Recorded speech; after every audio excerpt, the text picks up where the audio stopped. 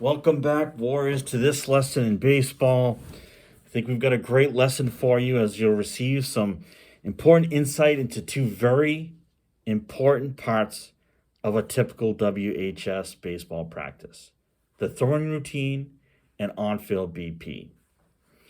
Interestingly, the throwing program for most high school players is often thought of as rudimentary and boring, simplistic. But here at WHS, it's actually the time when players can experiment the most with their throwing and receiving to see what works best for them and clean up the plays that they struggle on the most. It's highly detail oriented and it speaks to the importance we place on fundamentals and routine. The throwing and receiving program here is important because if done right, it eliminates the need for extensive individual defense drills, especially for infielders, and allows our on field BP to drive player development forward. It also sets individuals and the team up for great practices. On the other hand, most high school players see on field BP as carefree, fun. And while I think and I hope practice engagement is fun for players, our BP really truly can be kind of regimented, detail oriented, and I think very serious, at least if you want to prove you deserve to be in the starting lineup. Simply put, we place the most importance here on replicating game like situations and drill coverage that will truly drive development forward. There may not be two greater examples than our throwing and receiving routine and our on field batting practice. At this time, I'd like to call upon Chris Cates, assistant at D2 Superpower, University of Tampa, to talk about the importance of simplicity, routine, and fundamentals. Yes, sir.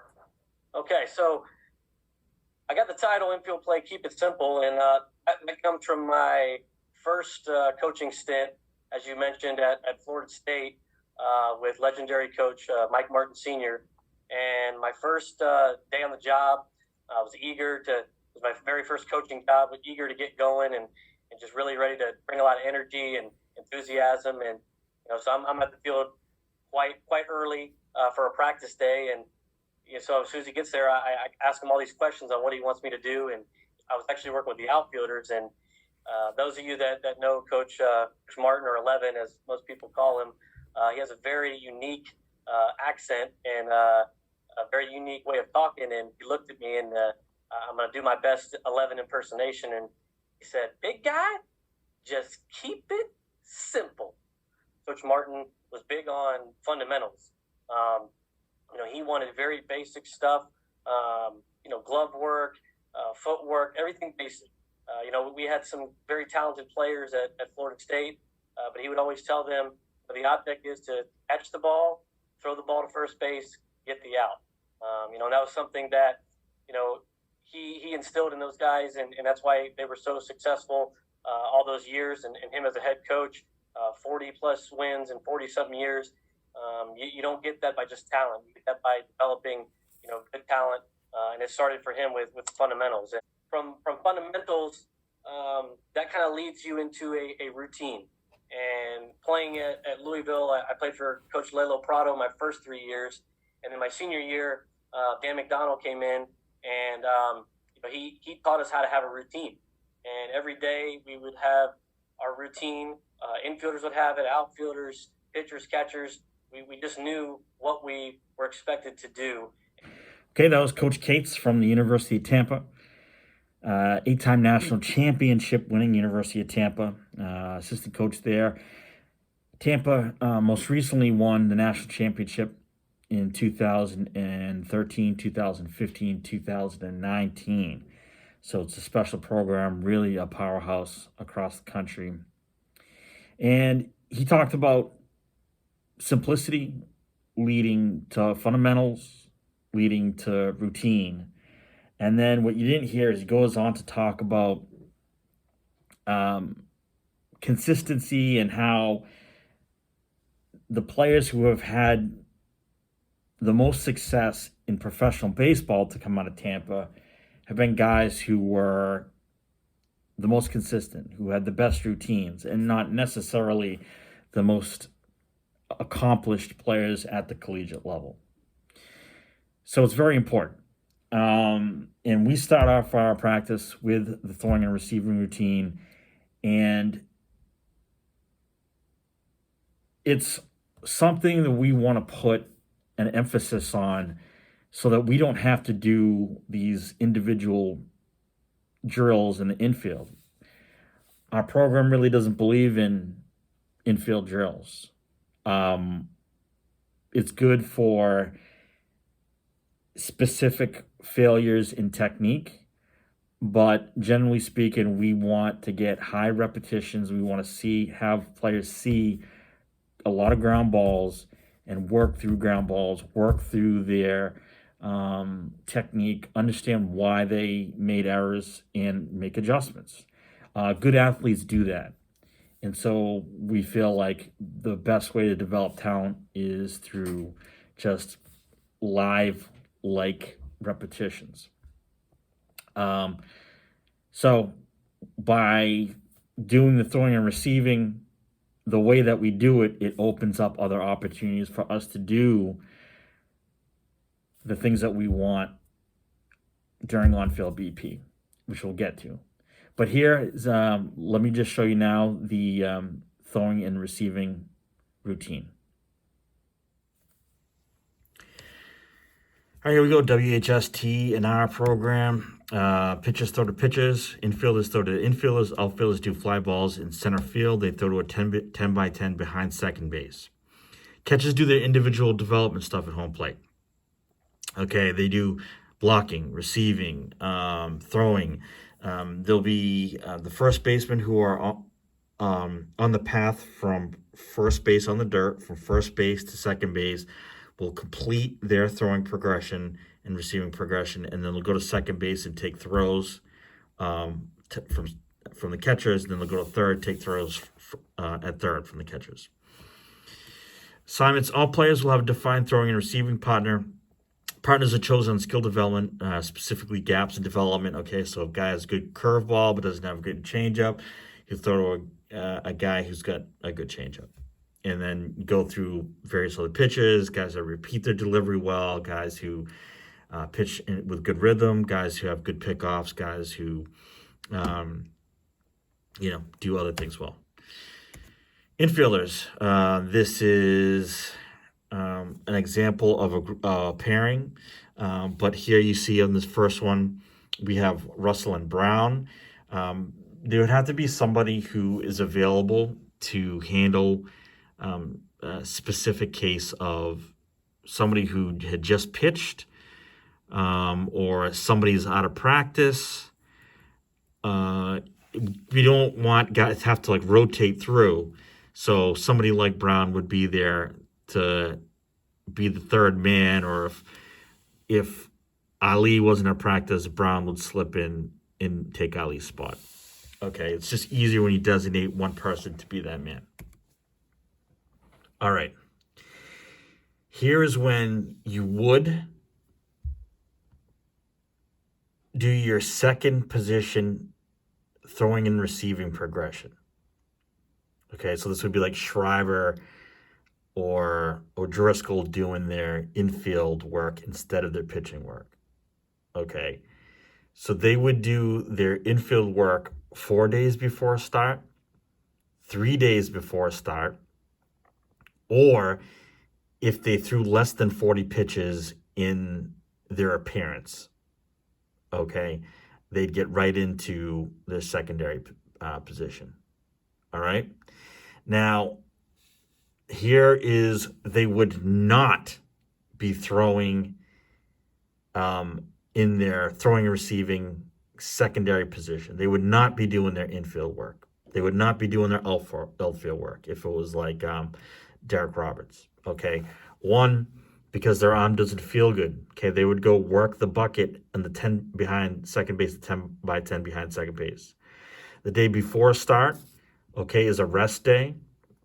The day after a start is a rest day.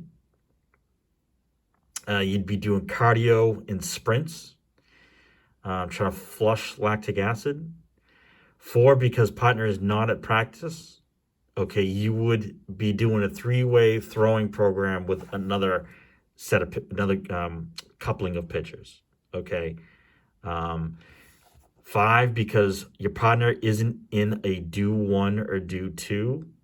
Again, like your throwing partner isn't in, he's here, he's doing his secondary position, and you would again throw the 3-way.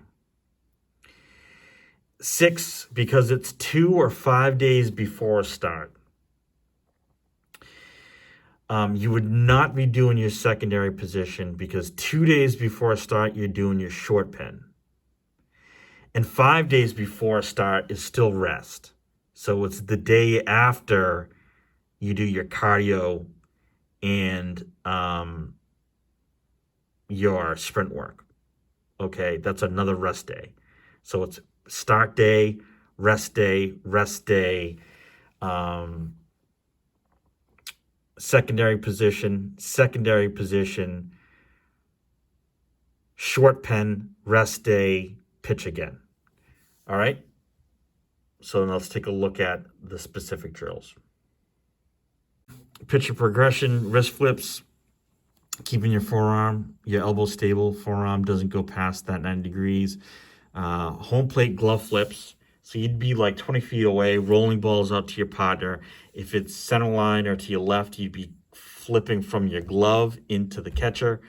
If it's to the right, you'd be doing bare hand to your partner, your fake catcher for the progression.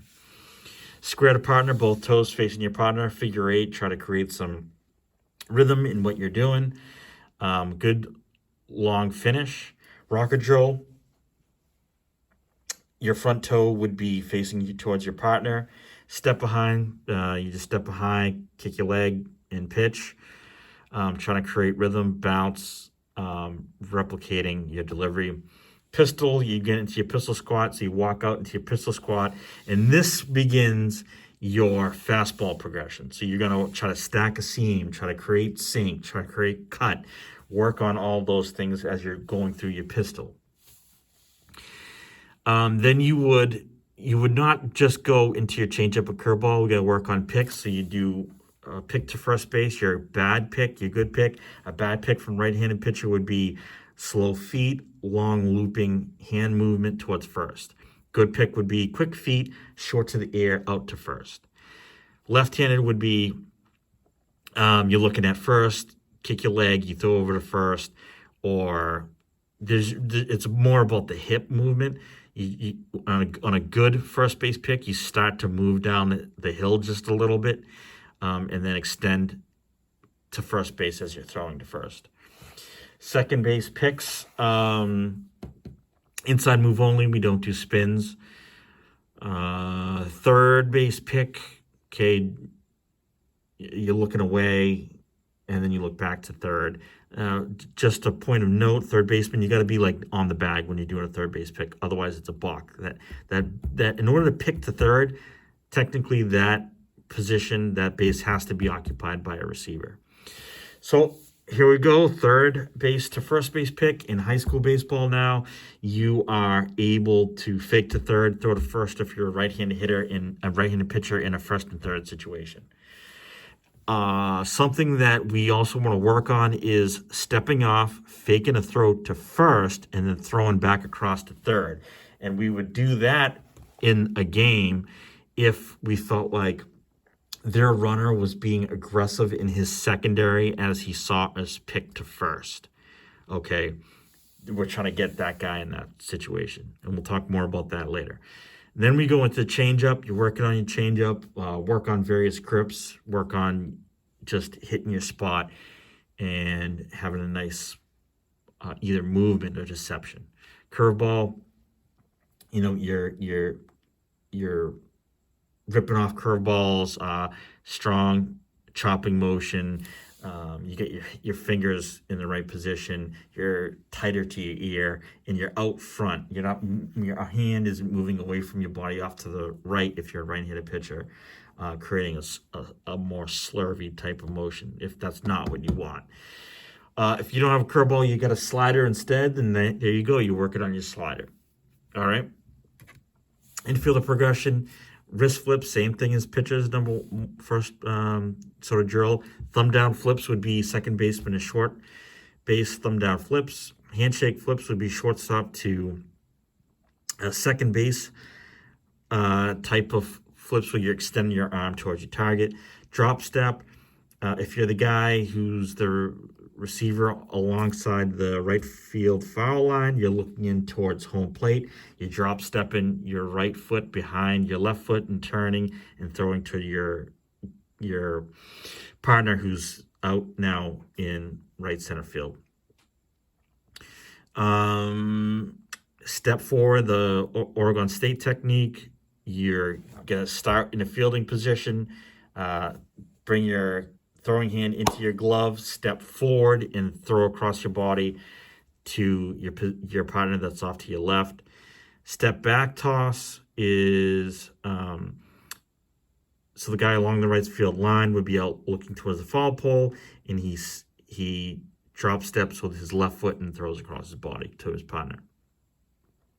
One knee side toss would just be you get down on, if you're a right-handed thrower, which I don't think any lefties would be in this progression. If you're a right-handed thrower, you're down on your right knee. I like to kind of kick my foot out to the left and then throw across. And you're trying to work up slope anytime you go across your body. Then you get to regular, 60 feet away. At would be you're running at your partner as if you were, let's say, in a situation where you cut off the throw on a first and third and you were running towards home plate. And the guy kind of got caught up in a rundown. He broke for home. You'd be running towards home plate and throwing the run so that you're running at. Here you're running forward, so you're like a third baseman fielding a slow roller going across to first. So you'd be going across your body here. Bazooka is a term that we use to kind of like it's a trick play. In the infield progression, our bazooka would be for a 4 to 6 to 3 double play, where instead of going to 3, we go to 5.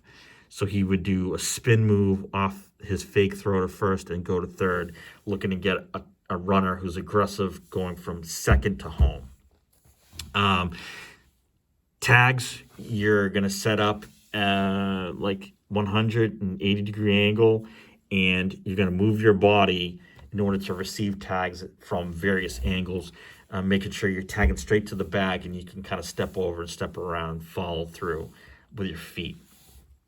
Relays, big hands, calling for the ball. You are receiving the ball, if you can, off the right side of your body or glove side of your body, and you're trying to get momentum coming back towards your target, your eventual target, which would be in the infield. Quick toss, you finish up with quick toss 20 feet away. Quick feet, quick hands, getting the ball in and out of your glove quick off to the your rib cage side, rib cage height of your body, being quick. So real quick, I actually wanted to show you our bazooka play from the infield. This is a play by Omar Vizquel. He doesn't fake pump, which I like us to do. But the key to this play is slow ground ball, speed coming out of the box. That's when you would go with the bazooka play. So let me just show you this play. Also, there's importance in the third baseman going to the bag and making sure that he's at the bag to receive the throw. So let's take a look at that play now. For 2 in the game. Swings away. Ray Durham to second for 1. And over to third base. Turning the corner. And he's picked it off. What a play by Omar Vizquel. And that is a double play to end the inning. Where's my Gold Glove ballot? Wow. What an unexpected double play from Omar Vizquel, the 10-time Gold Glove winner. And it was a great play by Vizquel, but watch Feliz. He gets back. If Feliz doesn't come to the bag, then there's no place for Vizquel to throw the ball. And you can see a great job by both of the guys working together. Because normally, right here, if the third baseman's not there, you have no place to throw. You have to wait and see. But obviously, Feliz was there, and a very fine double play. All right, everyone. So that was our throwing and receiving program. Again, very important to do that. They're going to do that better than anybody around, and it's going to put us in a good position to kind of check the boxes for the things that you're going to experience and see in a game, and just generally help with your player development. Now let's move on to our batting practice. But before we do that, let's take a look at Vanderbilt going through their batting practice. Just a short clip, and listen for what Coach Corbin says to them. I believe it's Coach Corbin, he's the head coach at Vanderbilt. It says to a player as this rolls out. Okay, let's take a look and have a listen.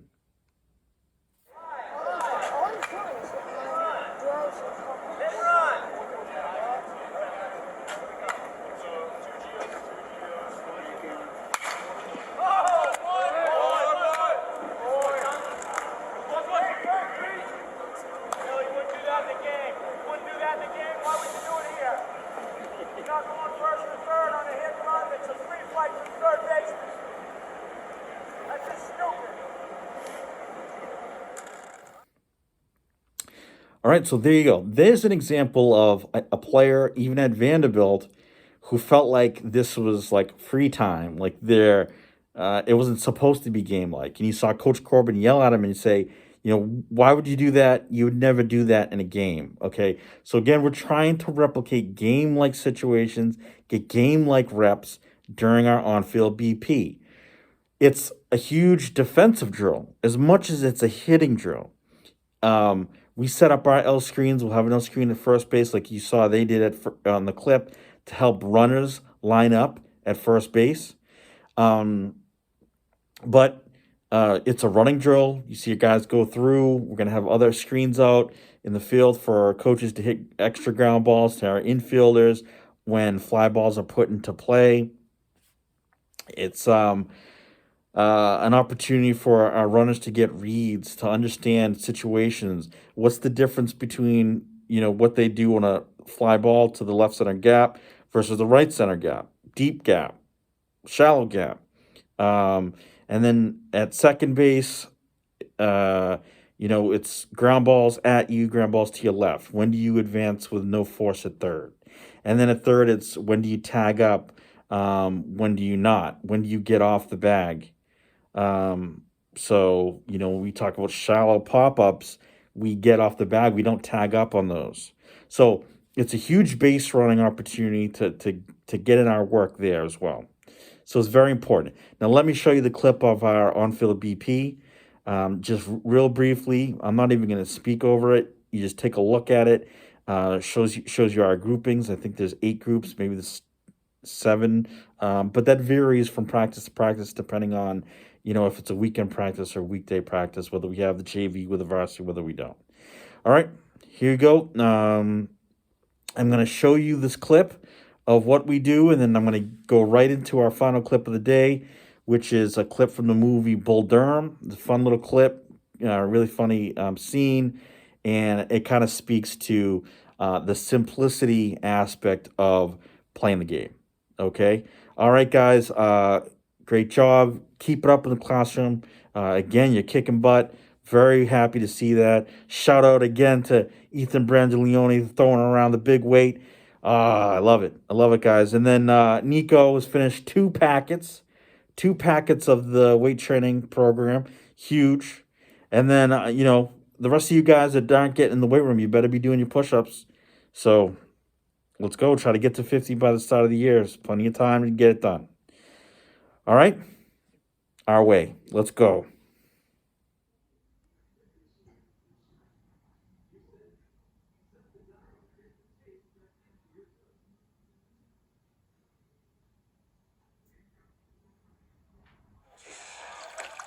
I don't know what to do with these guys. I beg, I plead, I try to be a nice guy. I'm a nice guy. I don't... Huh? They're kids. Scare them. That's what I do. Yeah. 9 Mississippi, 10 Mississippi. You guys. You lollygag the ball around the infield. You lollygag your way down to first. You lollygag in and out of the dugout. Do you know what that makes you, Larry? Lollygaggers. Lollygaggers. What's our record, Larry? 8-16. 8-16. How'd we ever win 8? It's a miracle. It's a miracle. This is a simple game.